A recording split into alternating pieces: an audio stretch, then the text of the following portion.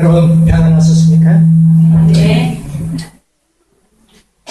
오늘부터 우리 하늘에 참된 평화를 누리고 안식을 누리는 그런 거룩한 시간 되시기를 간절히 바랍니다. 네. 우리 장로님께서 낭독해 주신 이 열처녀의 비유에 대하여 오늘 좀 생각을 하려고 생각합니다. 우리 다시 한번 이 말씀을 읽어보도록 하겠습니다. 마태복음 25장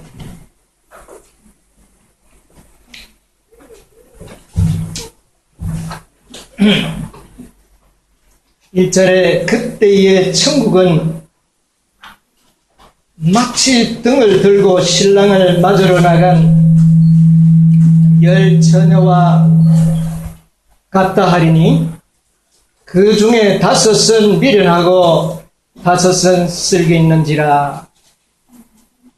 미련한 자들은 등은 가지되 기름을 가지지 아니하고 쓸개 있는 자들은 기름에 기름을 담아 등과 함께 가져갔더니.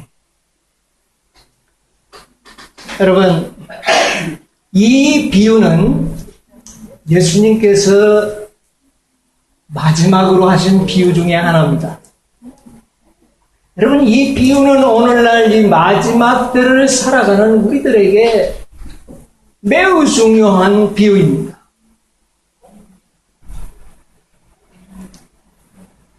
미련한 처녀들의 특징이 뭡니까? 미련한 자들은 등은 가지되 뭐는요? 별따로 준비한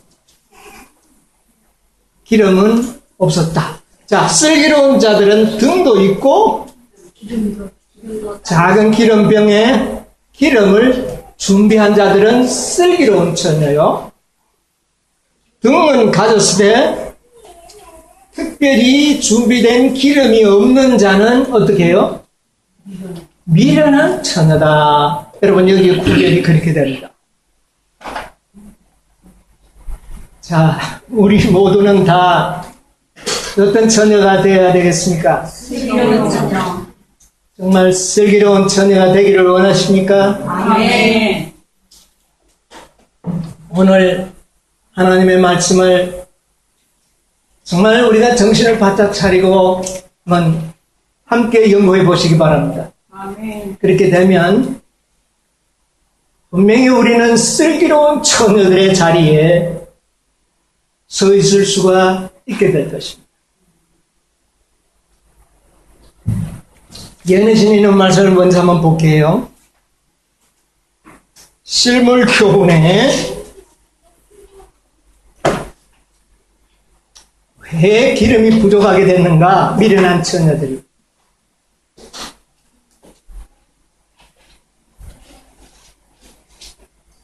이들이 처음 나갈 때 등을 가졌을 때 등에 불이 있었습니까? 없었습니까? 있었습니다. 네. 그런데 언제 그 기름이 부족하게 됐습니까?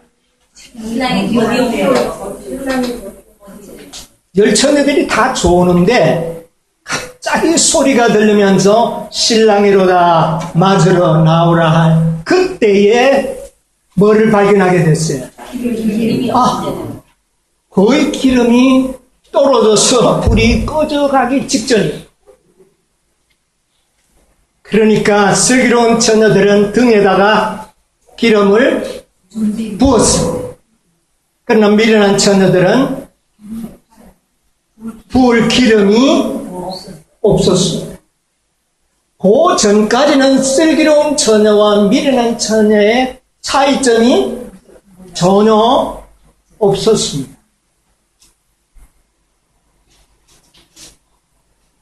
자, 미련한 처녀에 대하여 예언의 이렇게 기록하고 있습니다. 실물금은 406페이지.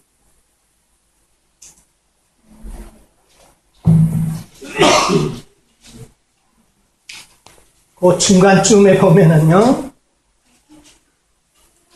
그러나 그중 5 처녀는 등잔에 기름을 채우는 일을 등한히 했다. 그들은 오래 지체되리라고 생각지 않았으므로 그러한 뭐요? 어떤 상태? 비상사태를 위하여 아무런 준비도 하지 않았다. 여러분, 무슨 사태가 우리에게 올까요? 비상사태. 여러분, 마지막 10처녀는 반드시 비상사태가 오게 돼 있습니다. 여러분, 우리에게 어떤 비상사태가 오게 될까요? 어떤 비상사태? 네, 잘 아시네요. 일요일 법령이라고 하는 비상사태가 우리 앞에 있습니다. 그보다 더 큰 비상사태가 옵니다. 어떤 겁니까? 중보자가 없는 야곱의 환난을 통과해야 할 사태.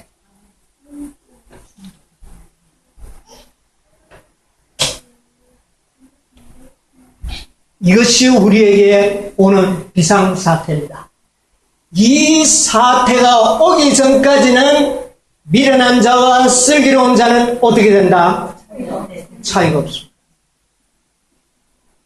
여러분, 10처녀의 비유는 비유이면서 예언의 성취를 가져오는 아주 중요한 비유입니다.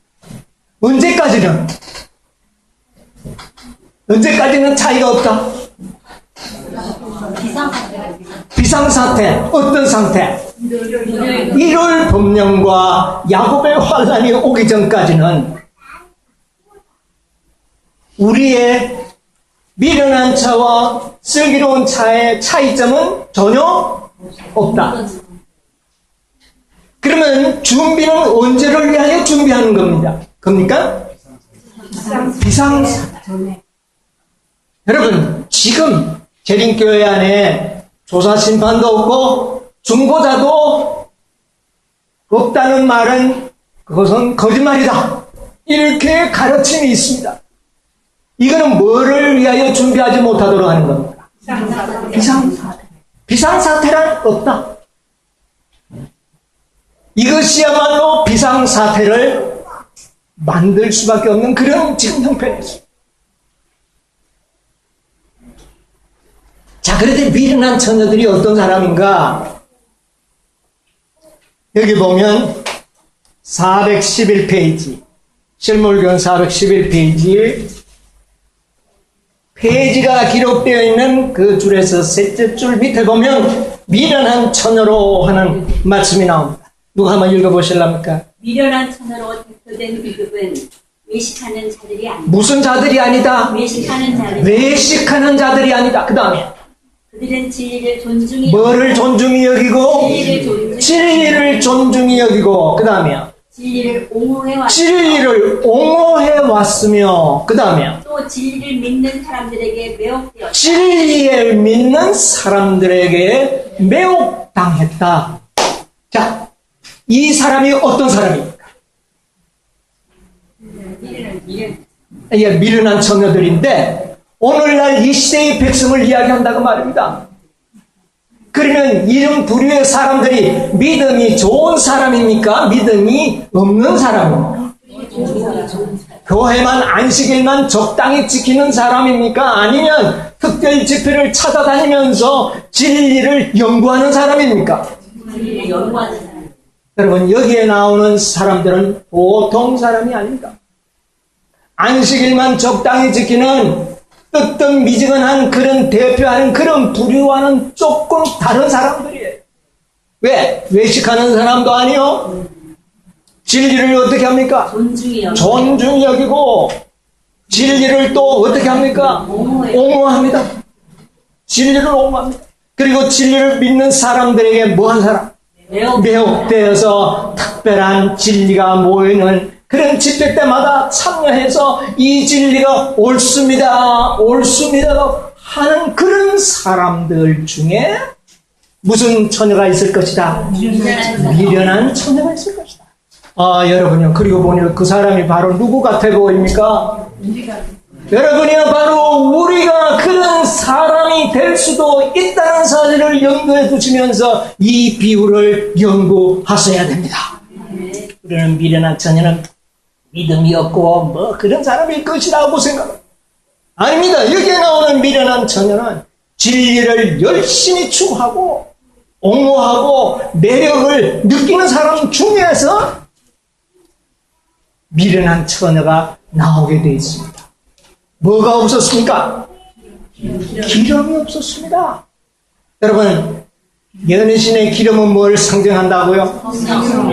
자, 제가 이 팜플렛들을 좀 여러분 참고하시라고 드렸는데 제일 마지막에서 두 번째 장을 한번 보시기 바랍니다.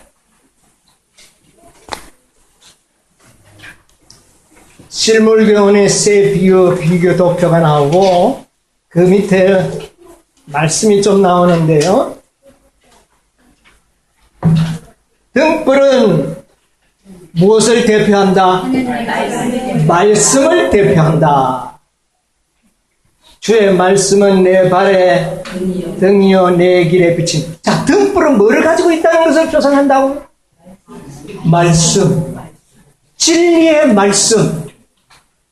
여러분, 우리는 일요일 교인들을 진리의 말씀을 가진 자라고 표현하지 않습니다. 진리의 말씀을 가졌다면 최소한도 누구를 상징합니까? 재림교회. 재림 성도들, 진리를 가진 백성입니다.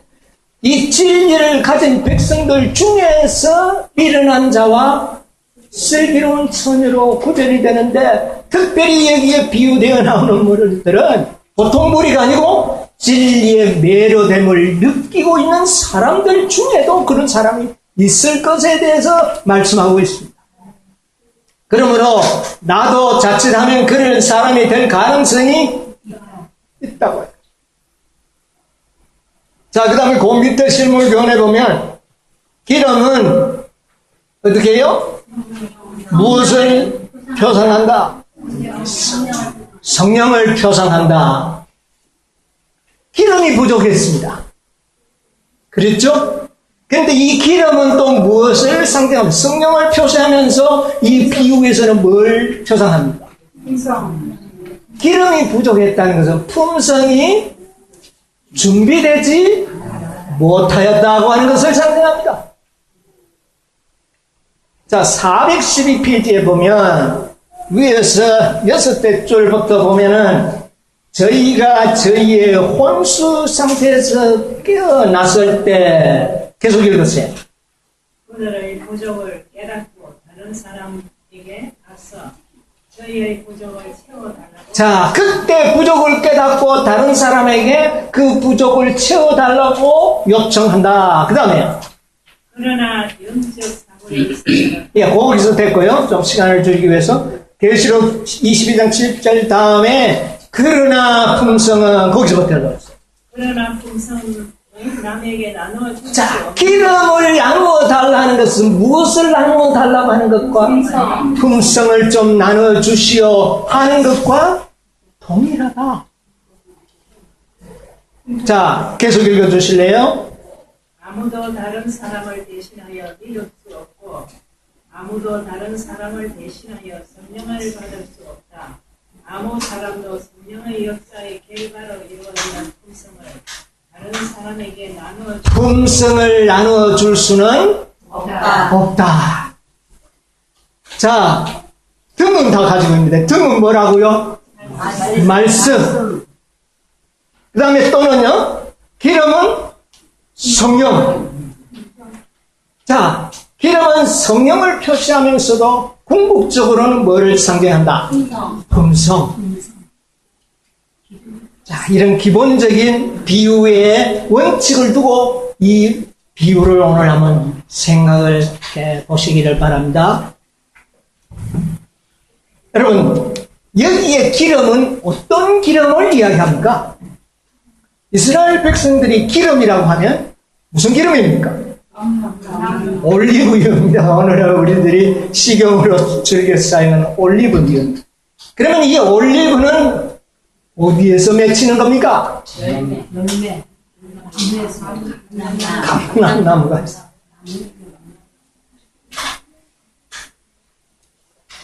이 감람나무에 올리브 열매가 맺히고 그 열매에서 뭐가 나옵니까? 기름이 있습니다.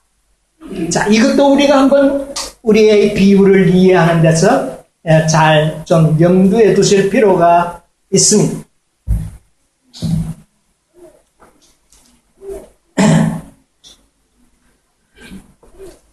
우리가 이 말씀을 제대로 이해하기 위해서 스가랴서 4장을 보지 않을 수가 없습니다. 실물교훈에도 그 말씀이 나오는데 스가랴서 4장 우리 같이 한번 보도록 하시겠습니다.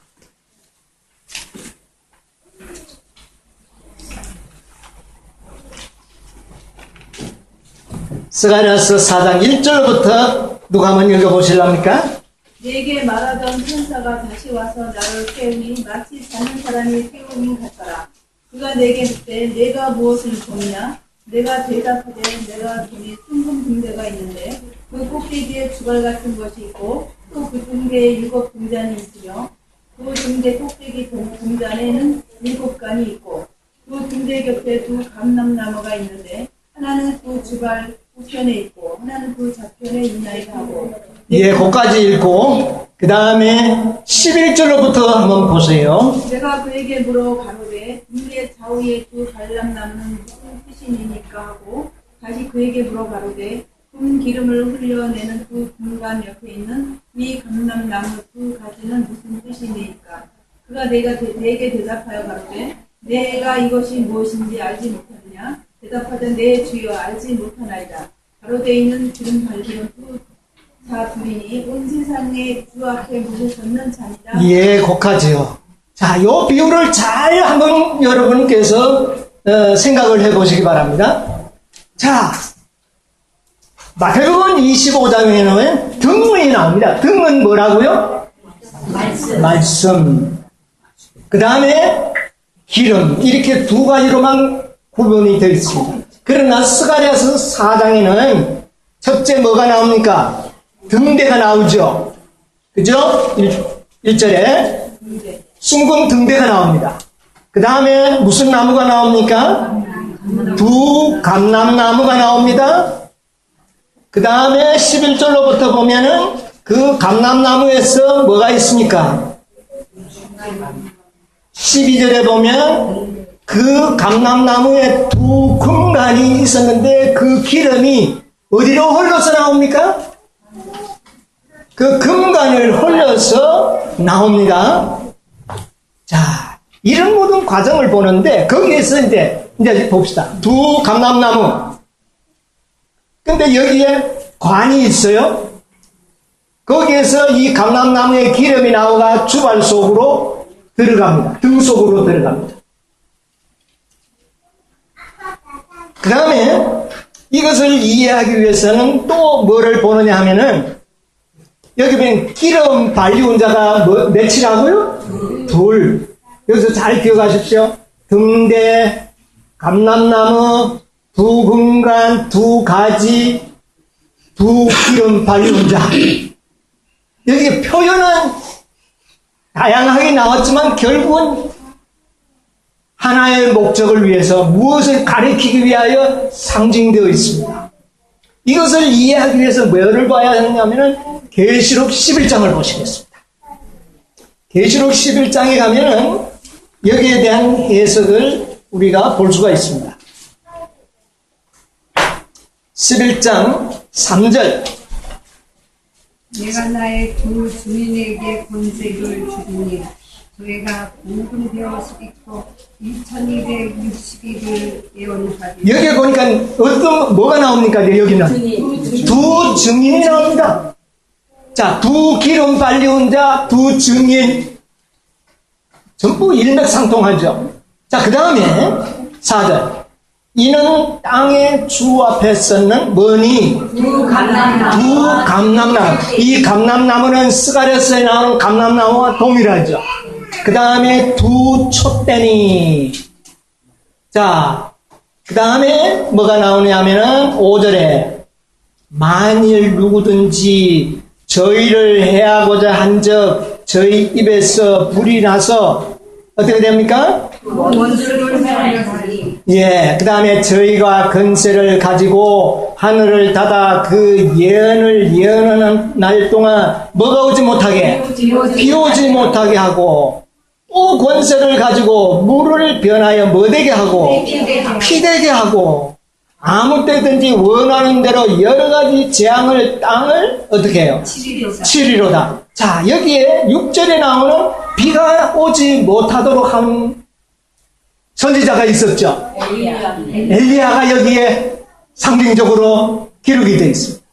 자, 그 다음에 물을 변하여 피가 되게 한 모세. 그리고 여러 가지 재앙으로 땅에 내렸던 누구? 모세. 그러니까 누구와 누구? 엘리야와 모세가 여기 나옵니다. 자, 두 증인, 두 감람나무, 이런 모든 것을 이제 우리가 설명을 이제 들어보면, 여러분, 우리는 이 두 증인을 대전투에는 누구라고 이야기를 했죠? 예? 두 감람나무는 무엇이라는 해석 들었죠? 신약과 구약. 신약과 구약은 바로 두 감람나무입니다. 그 감람나무에서 뭐가 흘러내립니까? 기름. 기름은 뭐를 상징한다고요? 성령. 자, 이제 뭔가 많은 분들이 내가 어떻게 성령을 받을까를 매우 궁금하게 여깁니다. 오직 나의 신으로 말미암으리라. 무슨 성령을 암시하고 있습니까? 앞으로 우리가 받아야 할 늦은 빛 성령. 이 늦은 빛 성령을 받는 자는 어떤 사람이냐면 바로 두 감람나무를 통하여 뭐를 준비한 사람? 기름을 준비하는 사람이다 하는 것을 이야기합니다. 그런데 이 두 성경은 기름을 부은 자, 두 기름을 발리운 자, 누구와 누구? 엘리야와 모세와 같은 기별자들에 의하여 기록된 말씀이 바로 감람나무다 하는 것을 이해하게 됩니다. 여러분, 제가 이것을 굉장히 깊이 연구하면 시간이 많이 걸리는데 불과 40-50분 만에 제가 지금 설명을 하고 있습니다. 자, 그러면 감람나무는 다시 말하면 뭐다? 신약과 구약인데 한마디로 말하면 하나님의 말씀. 그래서 두 감람나무로 이야기했던 것은 크게는 신약과 구약. 오늘날 시대로 말하면 성경과 예언의 신. 이것이 두 감람나무에 속한다. 여기에서 뭐가 흘러내린다? 기름이. 감람나무에 가지가 몇 개가 있습니까? 두 가지, 두 금관, 기별자들을 이야기하는데 그들은 기름 발리운 자라는 명칭을 가진 사람이다. 성경이 누구에 의하여 기록됐습니까? 기름 부음을 받은 자들에 의하여 기록된 것입니다. 여러분, 늦은 빛 성령을 받기를 원합니까? 말씀 속에서 기름을 준비하셔야 됩니다. 오늘날 많은 사람들이 성령을 부어주십시오, 성령을 부어주십시오 기도하고 그런 집회를 자주 합니다. 그런데 정작 그 기름이 어디에서 나오는데? 감람나무에서 나오는데, 그 감람나무는 기름 부음을 발려온 자들에 의하여 기록되었다는 것입니다. 어떤 사람들, 마치 엘리야와 모세와 같이 하나님의 감동을 충만히 받은 자들에 의하여 기록된 말씀 속에서 성령을 받을 수가 있다고 하는 결론이 나옵니다. 여러분, 성령 받기를 원합니까? 네. 감람나무에서 기름이 나온다는 것을 염두에 두시게 되길 바랍니다. 네.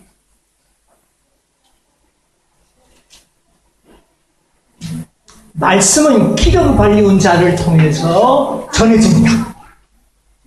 그러므로 기별자의 기별을 거절하는 것은 뭐를 거절하는 것입니까? 성령을 거절하는 것이요. 성령을 거절하는 것은 품성을, 부족을 가져오는 결과를 가져올 것이다. 그럼 뭐가 좀 선명하게 이해되시기를 바랍니다. 그러므로 기름 발리운 자의 기별을 거절하는 것은 성령을 거절하는 것이요, 성령을 거절하는 것은 내 품성이 부족하게 될 것이라는 것입니다. 그런데 그 부족이 언제 가야 나타나느냐? 언제 나타날까? 비상사태가 되기 전까지는 자기의 부족을 느낄 수가 없다는 것입니다. 여러분, 이것이 오늘날 재림 성도들이 처하여 있는 상태인 것입니다.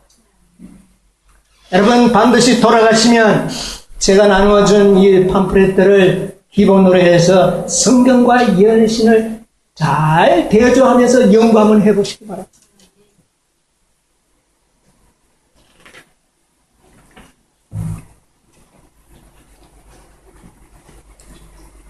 오늘날 새 천사의 기별을 받은 자들은 등과 불을 함께 가진 자들입니다. 진실로 새 천사의 기별. 믿고 순종하는 자들은 지금 현재 다 등과 불을 함께 가지고 있습니다. 그리고 누구를 맞이하기 위하여 써 있습니까? 그리스도의 재림을 맞이하는 것입니다.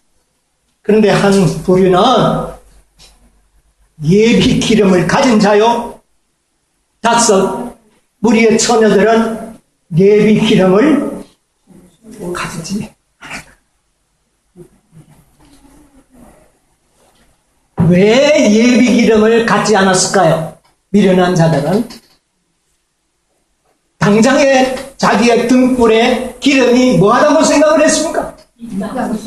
있고 충분하다고 생각했습니다. 그리고 슬기로운 처녀와 전혀 다르지 않게 불빛이 비치고 있었습니다. 그러나 뭐가 올 것을 그들은 생각하지 않았습니다. 비상사태를 잘 생각하지 않습니다.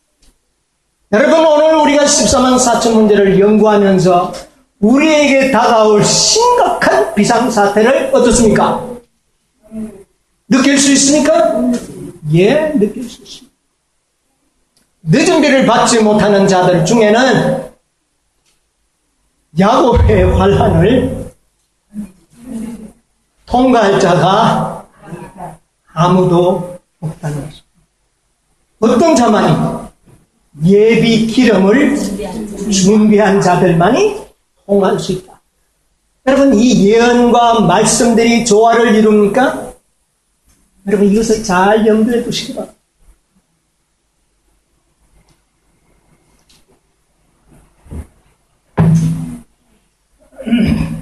신랑이 늦게 오므로 이런 사태가 일어났습니다. 그리스도의 재림은 재림 신자들이 생각하는 것보다는 지금 뭐 하고 있습니까?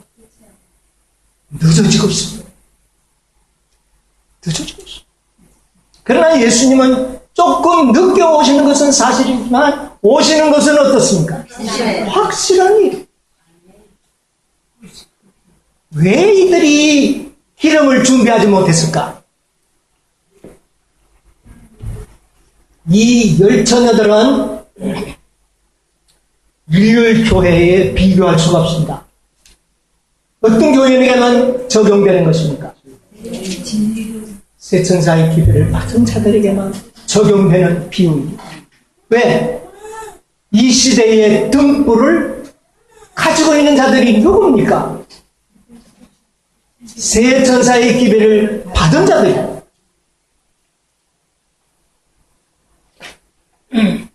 여러분, 오늘 우리 현대 진리를 믿고 있는 사람들은 특별한 사람들인데, 왜 특별한 사람들인가? 여러분, 팜플렛 첫 페이지를 좀 보시기 바랍니다.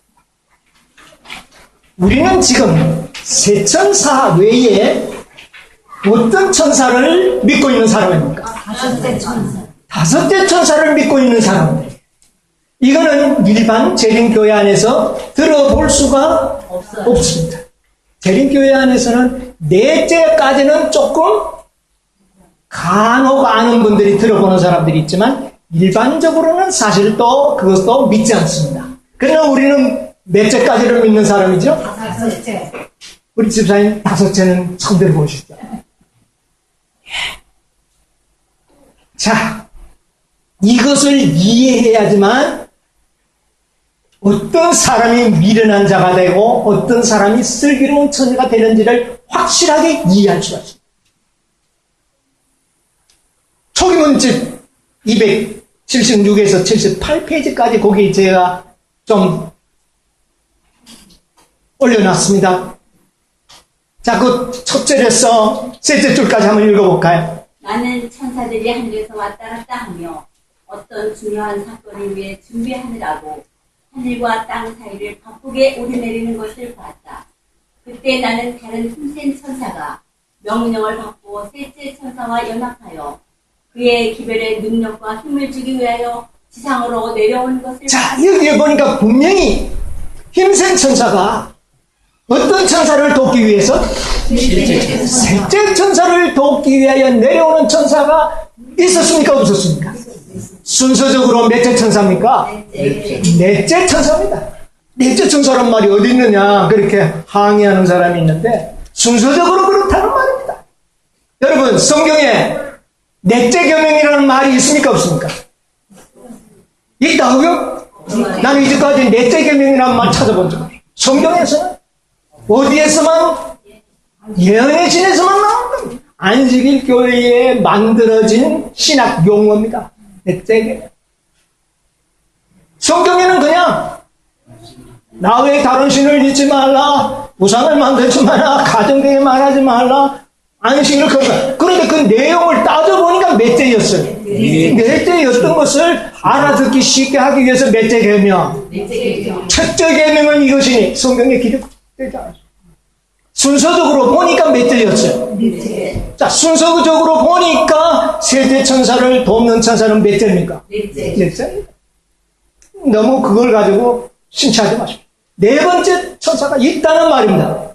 자, 그 다음에 중간에 천사들이 하는 것입니다. 천사들이 그 힘센 천사를 돕기 위하여 하늘에서 날아왔으며 나는 사방에서 들려오는 소리를 들었다. 내 백성아 거기서 나와 그의 죄에 참여하지 말라. 자, 여기 보니까 천사들이 나옵니다. 천사들이 어떤 천사를 돕기 위해서? 넷째 천사를 힘센 천사, 셋째 천사를 돕던 힘센 천사를 돕기 위하여 하늘에서 뭐가 날아왔다? 천사들이 날아왔다. 순서적으로 몇 점입니까? 다섯째. 이것을 일반 재림교인들은 예언의 신을 자세히 보지 않기 때문에 다 간과해버리고 막. 그러나 여기 보면 분명히 있습니다. 그런데 그 천사들이 내려올 때 결과적으로 어떤 음성이 발려졌습니까? 내 백성아 거기서 나와 그의 죄에 참여하지 마라. 이런 음성이 발려졌어요. 힘센 천사가 내려왔을 때는 무슨 음성이 나왔습니까? 힘센 천사. 넷째 천사가 내려왔을 때는 무슨 음성이 나왔어요? 무너졌도다 큰 성 바벨론. 그런데 다섯째가 내려왔을 때는 무슨 음성? 내 백성아 거기서 나와. 여러분, 넷째와 다섯째는 외치는 음성이 다릅니다. 성경에 그것을 이야기합니다. 그러면 분명히 이제 여러분, 넷째와 다섯째의 천사가 있다는 것이 확실합니까? 네. 예, 성경에는 다른 천사가 내려와 그렇게 했어요. 그리고 다섯째는 하늘에서 음성이 있어 가로되, 다른 음성이 있어 그렇게. 그 다른 음성을 예언의 신에는 다른 천사들 그렇게 표현하고 있어요. 그래서 예수님께서는 신약시대에 와서 누가복음 12장 15절에 뭐라고 이야기합니까? 그 밑에 성경 찾지 말고 한번 보세요. 이후부터 어떻게 해요? 한 집에 5사람이 있어. 한 집에 몇 사람이 있다고요? 5이 있어. 어떻게? 분쟁하되 어떻게? 셋과 셋과 둘이 그 다음에요. 둘과 둘이 셋. 여러분 이게 그냥 우리는 무의미하게 아마 읽어버리고 끝내버릴 수 있습니다. 그런데 몇과 몇이? 셋과 둘. 여러분 이 말이 뭔지 아십니까? 세 천사 14장에 세 천사만 믿는 사람과 그 다음에 18장에 두 천사를 믿는 자들이 분쟁을 하리라고 하는 예수님의 비유에서 나오는 예언의 성취입니다. 여러분 무의미한 게 아닙니다. 예. 그 다음에 둘과 셋이, 셋과 둘이, 그러니까 세 천사의 기별만 믿는 자들과 계시록 18장에 두 천사를 믿는 이 두 부류의 사람들이 분쟁하는데 사실은 그들은 한 집안이다. 5이 다 한 집안이다. 다른 거 믿는 게 아니다 그 말입니다. 셋째 천사의 기별을 믿는데 셋과 둘로 어떻게 돼 있다? 나누어져 있는데 이 넷째와 다섯째는 다 셋째를 돕기 위하여 내려와 있으니 사실은 한 집안이다. 그래서 한 집안에 5이 둘과 셋이 분쟁하리라. 여러분 이 비유가 이렇게 응해져 있다는 사실을 여러분 기억하시기 바랍니다. 네. 여러분 성경이 공연히 기록된 게 아니에요. 자, 그런데 누가복음 12장 6절에 보면 그 말씀이 있기 전에 예수님께서는 뭐라고 이야기하느냐면 참새 5이 아싸리온 둘에 팔리는 것이 아니냐. 왜 참새가 2마리도 아니고 3마리도 아니고 몇 마리입니까? 5. 이것은 무엇을 의미하느냐? 한 집안에 5번의 천사들의 기별이 올 때 하나님의 백성이라고 하는 사람들이 그 값을 어떻게 여겼다는 말입니까? 그 가치를 인정했다는 말입니까? 안에 인정하죠. 인정하죠. 두 아사리온 가장 적은 금액 두 아사리온 취급밖에 하지 않았다는 것입니다. 1888년에 와그너와 존수가 내려와서 믿음으로 말미암아 의의 기별을 전할 때에 교회에서는 그것을 두 아사리온 취급밖에 하지 않았다. 그런데 5 기별이 올 때마다 이 지상에 교회라고 조직된 그 주체들은 그 기별을 환영했다는 말입니까? 배척했다는 말입니까? 소수의 무리들이 그 기별을 받아들이게 될 것을 이해한 겁니다. 참새 5마리야, 2아사리야. 5번의 복음이 여러분 첫째 천사와 5째 기별이 셋째 천사의 기별은 참으로 뭐다?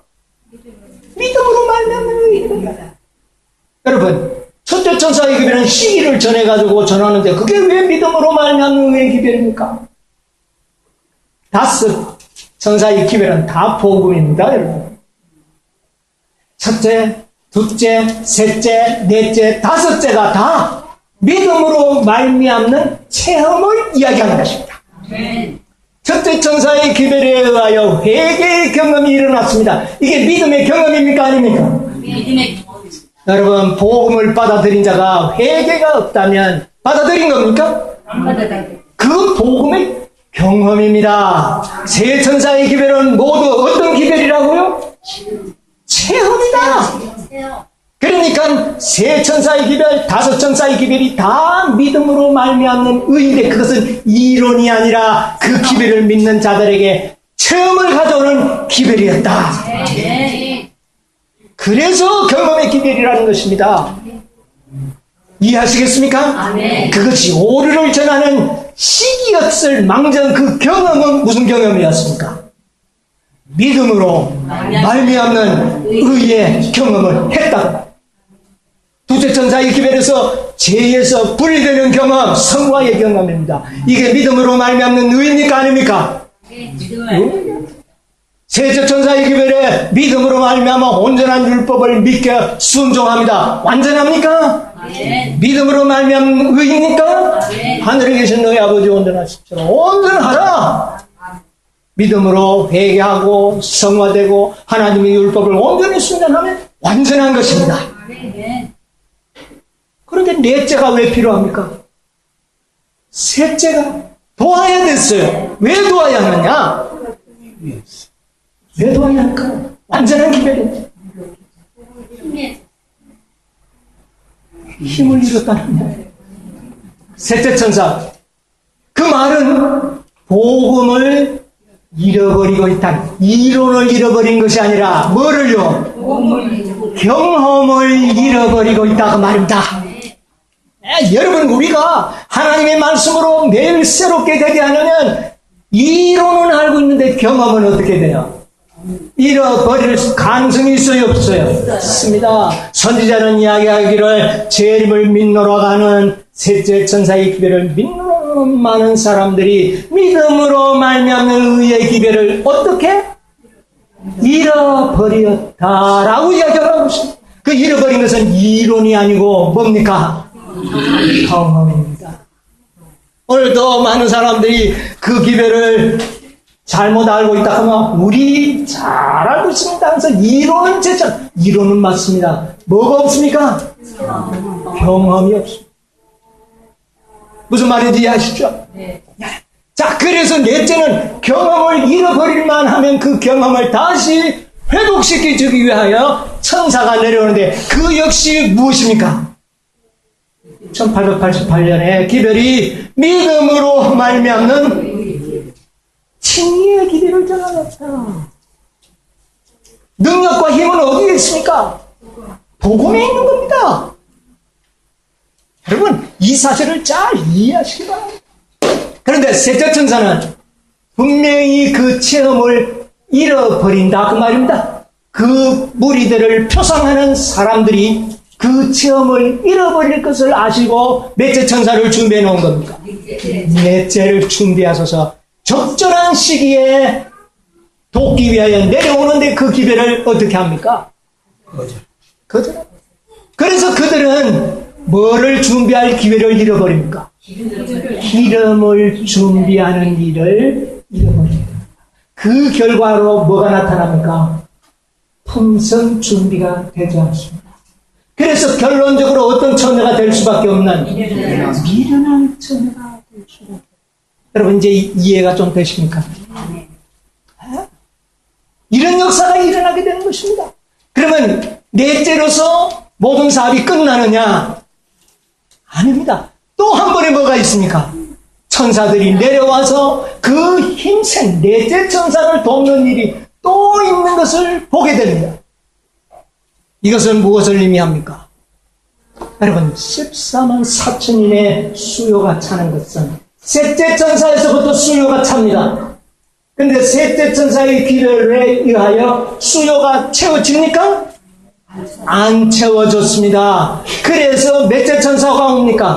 넷째가 와서 그 수요를 얼마간 채웁니다. 그래도 채워집니까? 안 채워집니다. 다시 한번 하늘에서 기별이 옵니다.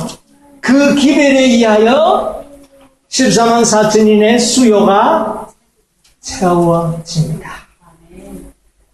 그래서 이 다섯 천사의 기별이 있을 것을 성경과 예언의 신에 기록하고 있단 말이에요. 자, 보세요. 마태복음 16장 9절에 하나 여기 보면 보리떡 몇 개로 왜 보리떡이 3개가 아니고 왜 5개입니까? 떡은 뭘 상징합니까? 말씀. 5번의 기별이 이 지상에 어떻게 해요? 전해질 것에 대한 표상. 그 밑에 또 뭐라고 말했습니까? 물고기 동안 여기 똑같은 비유가 나옵니다. 자, 그 다음에 오늘 이야기하는 5은 어떻게 되고 미련하게 되고 5은 여러분 이것을 잘 기억하겠습니다. 첫째 천사의 기별이 내려왔을 때 그 첫째 천사의 기별을 받는 자는 어떤 처녀입니까? 슬기로운 처녀. 그것을 받지 못하면 준비가 안 돼요. 둘째 천사가 내려왔을 때 받는 자는 슬기로운 처녀, 받지 않는 자는 미련합니다. 셋째 천사의 기별이 내려왔을 때 받는 자는 슬기로운 처녀가 되어서 지성소에 들어갔고, 받지 않는 자는 성소에 남아서 우리에게 성령을 부어주셔서 기도하다가 무슨 성령을 받습니까? 거짓 성령을 받습니다. 이것까지 예언의 소상히 기록되어 있죠. 자, 넷째 천사가 내려왔을 때 그 기별을 받는 자는 어떤 천사요? 어떤 처녀요? 슬기로운 처녀요. 받지 않는 자는 어떤 처녀요? 미련한. 5째의 기별을 받는 자는 슬기로운 처녀요. 받지 못하는, 안 받는 자는 왜 미련한 처녀가 되느냐? 첫째에서 5째까지는 함축됩니다. 첫째가, 둘째 내려오면 연합되고, 셋째가 내려오면 연합되고, 넷째가 오면 연합되고, 5째가 오면 5 처녀가 다 연합되었을 때 그것을 다 받는 자는 무슨 처녀? 슬기로운 처녀. 여러분, 셋째 천사의 기별까지만 받아서는 어떤 처녀가 될 수밖에 없습니까? 미련한 처녀로 남게 될 것입니다. 그런데 그 미련한 처녀나 슬기로운 처녀들이 지금은 표가 안 나기 때문에 장담할 수가 없어. 언제가 이르렀을 때 비상사태, 최소한도 1월 법년이 났을 때부터 차이가 나기 시작합니다. 자, 상당히 예언이 구체적으로 이제 밝혀졌습니다. 여러분, 우리가 미련한 처녀가 되지 않기 위해서는 어떤 삶이 필요하다는 것이 우리에게 이제 증거가 되고 있습니다.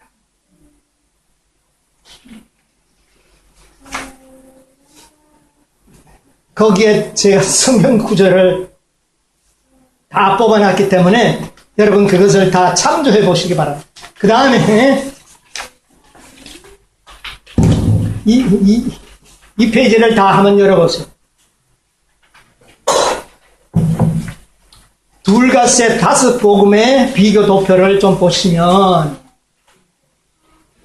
첫째 천사, 둘째 천사, 셋째 천사, 넷째, 5째까지가 나옵니다. 역사적인 사건이 나옵니다. 첫째 천사는 윌리엄 밀러의 뭡니까? 재림운동. 둘째 천사도 역시 재림운동. 셋째 천사는 지성소의 문이 열림과 율법이 공개되면서 뭐 치기 시작했습니까? 인치는 사업이 시작했습니다. 근데 그 사업이 맞춰지지 않았기 때문에 이 사업을 마치기 위하여 넷째 천사가 내려오는데 그 기름 부음을 발리움을 받은 2 기별자가 나옵니다. 누가 나옵니까? 와그너와 존수가 여기에 나옵니다. 자, 그래서 14만 4천인의 수요를 또 채우기 시작합니다. 그 다음에 5째 천사, 힘센 천사들이 넷째 천사를 위하여 돕기 위하는데 이 천사에 의하여 뭐가 완성이 됩니까? 14만 4천인의 수요가 차는 것이 완성이 됩니다. 자, 수요가 완성이 되면 하늘에서 어떤 일이 일어납니까? 되었다. 예수님께서 십자가에서 되었다고 하고 난 다음에 지성소에서도 또 되었다고 합니다. 중보 사업이 마친 것을 이야기합니다. 여러분, 지상에서의 십자가의 죽음은 양으로서의 사명의 완성을 이야기합니다. 물론 중보까지 다 포함된 것은 사실이지만, 그러나 구별은 해야 되는 것입니다. 죽으심과 중보는 구별이 됩니다. 그런데 지성소에서 되었다고 하는 것은 중보 사업이 마쳤다. 뭐가 나오기 위하여 중보한 겁니까? 이 땅에 구속의 열매가 나오도록 중보한 것입니다. 이 열매가 나오면은 그리스도께서 어떻게 합니까? 되었다 하시고 제사장의 옷을 벗으시고 이 땅에 왕으로 재림을 하시는 겁니다. 사역이 달라지죠. 예수님은 첫째는 선지자, 그 다음에 대제사장, 그 다음에 뭡니까? 왕. 사역이 더 바뀝니다. 자, 이렇게 되면 됩니다. 자, 그러면 현대 기별은 어떻게 나타나느냐? 윌리엄 밀러가 뭐를 연구하다가 나타난 겁니까? 다니엘서 2300주에 연구하다가 그런 운동이 일어나게 된 겁니다. 두째 천사도 똑같은 겁니다. 그러나 셋째 천사에는 완전한 뭐가 선포되는 것을 계시를 통하여 완전한 율법이 나타나죠. 그렇죠? 자, 이것이 그때 당시에 하나의 성도들의 경험입니다. 그래서 회개하고 성화된 자들이 뭐를 지키게 됐습니까? 하나님의 거룩한 율법. 무너져버렸던 뭐를요? 안식일이 회복되어 나타나서 완전한 품성의 소유자가 성소가 정결하게 되는 백성이 어떻게 해요? 탄생되기 시작합니다. 그런 자들에게 뭐를 친 겁니까? 살아계신 하나님의 인을 쳐서 창고에 들이기 시작합니다. 여러분, 이게 바로 경험입니다. 자, 그 다음에 넷째 천사는 믿음으로 말미암는 칭의의 기별을 통하여 셋째 천사의 기별을 어떻게 합니까? 돕는 것입니다. 자, 그 다음에 다섯째는 믿음으로 말미암는 의의 기별은 무엇으로 나타나야 된다? 의의 기별은 무엇으로 나타나야 되는 겁니까?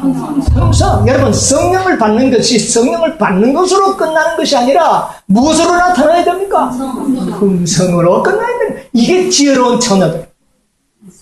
말씀의 부족은 성령의 부족이요, 성령의 부족은 품성의 부족으로 나타나는 것입니다. 말씀의 부족이 왜 나타납니까? 셋째 천사가 완전한 빛을 가지고 있습니다. 근데 왜 부족합니까? 뭐를 받지 않았어?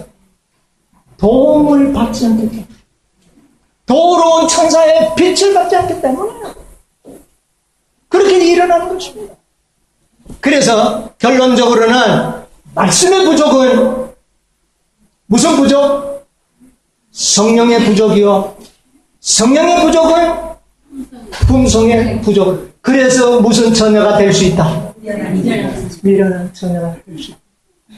비상사태를 위하여 준비하도록 이 땅에 보내신 기별이 계시록 18장 첫째입니다.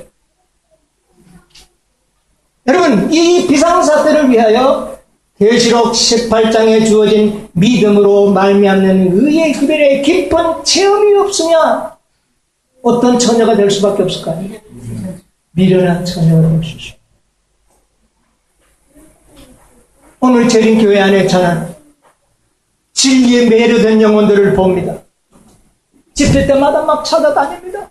여기저기를 기웃거리면서 외식하는 것이 아니다. 어떻게 하면 잘 믿어볼까? 그렇게 하는데 궁극적으로는 미련한 처녀가 밖에 될 수 없는 그런 영혼들이 있다는 겁니다. 왜 그럴까요? 뭐를 듣지 못하고 뭐를 배우지 못했다는 겁니까?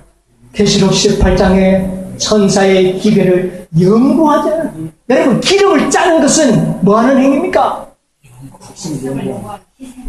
여러분, 올리브오일 열매 강낭염료가 맺히면 그것을 짓누르고 짜야만이 뭐가 나옵니까? 여러분, 말씀을 연구하지 않으면, 계시록 18장에 관련된 말씀을 연구하지 않으면 뭐는 채워지지 않습니까? 기름이 채워지지 않습니다. 기름이 채워지지 않으면 궁극적으로 품성 준비하는 일에 실패합니다. 근데 그것이 언제 나타납니까? 비상사태. 여러분, 오늘의 이 말씀들을 여러분께서 잘 기억하시기 바랍니다.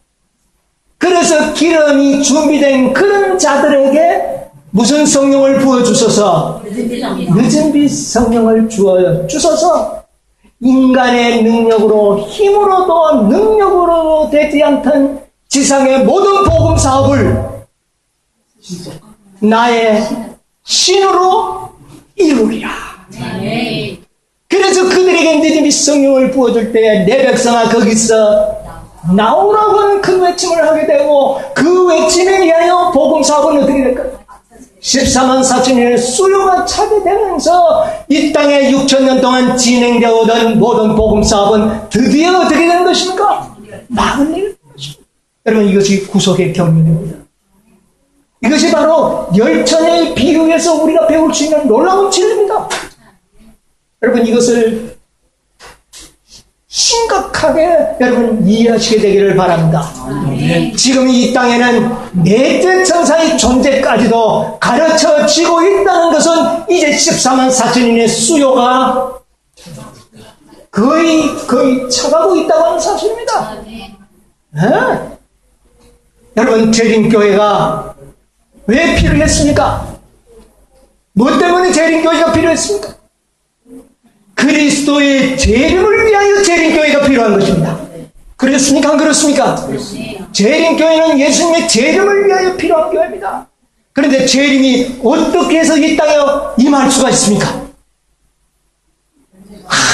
복음을 전하지 않았기 때문에 아직까지 예수님이 안 온다. 천만의 이야기입니다. 골로새서 2장 1장 23절에 보면 이 천국 복음은 이미 천하 만민에게 전파된 바요. 사도 바울 시대다.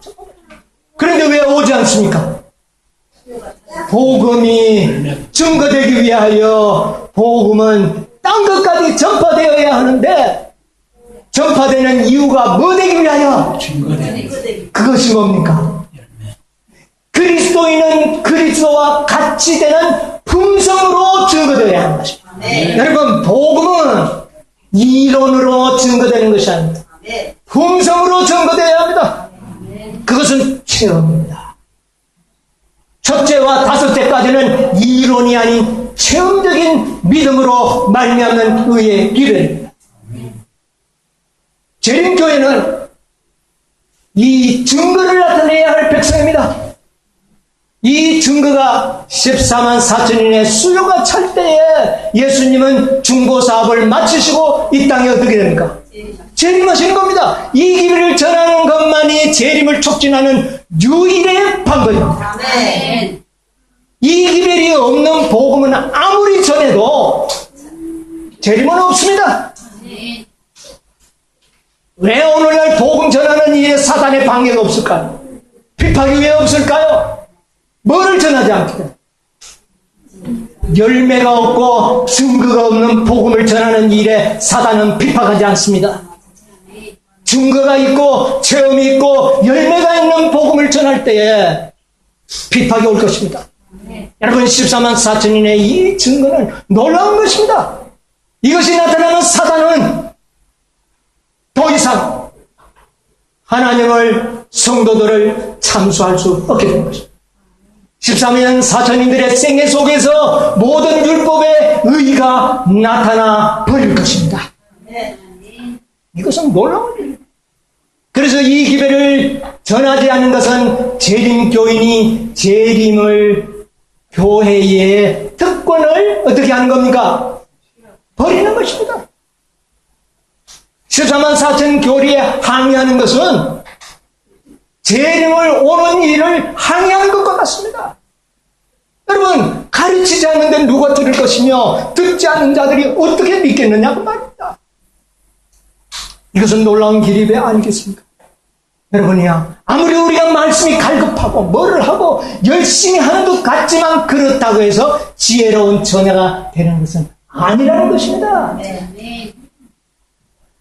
5번의 기별을 체험하는 자들만이 슬기로운 처녀가 될 것입니다.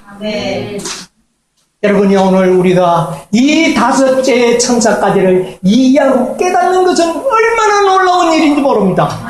여러분 이 기별에 의하여 기름들을 준비하시기 바랍니다. 예비되는 기름을 준비하셔야 됩니다.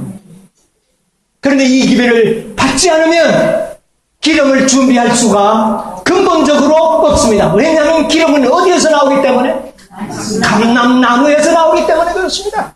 감람나무는 하나님의 말씀입니다. 그리고 그 말씀은 기별자들을 통하여 전해지는 것입니다.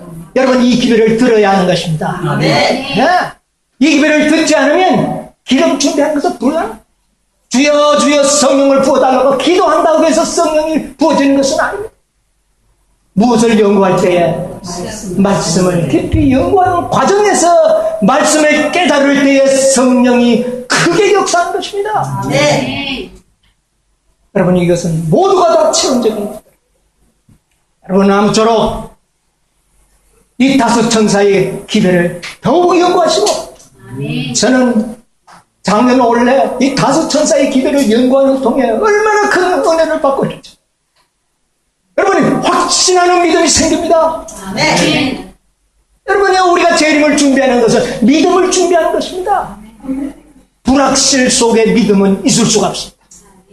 확실한 말씀을 믿는 믿음 속에서 우리의 재림을 준비할 수 있고 품성은 준비될 수 있는 것입니다. 여러분, 감람나무를 통하여 많은 기름들을 확보하시기 바랍니다. 아멘. 우리의 비상사태를 위하여 우리 다 준비하시는 여러분과 저의 생애